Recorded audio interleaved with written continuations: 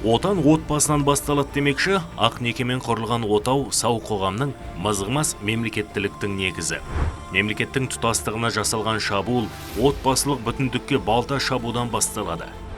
Теріс ағым өкілдерінің ақ некені ойыншыққа айналдырып, уақытша неке мен жыныстық жихад ұғымдарын қоғам арасында жаюы мемлекеттігімізге қағылған сына.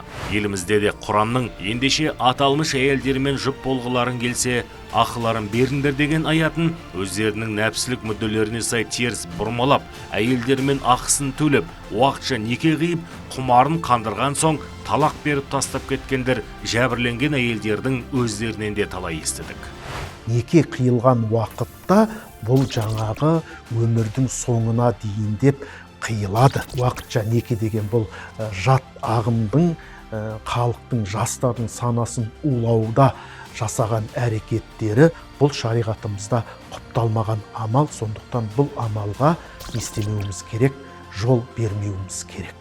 Сондықтан да қоғамдағы мұндай келеңсіз жағдайға тосқауыл болу еліміздің әрбір азаматының борышы болуы тиіс.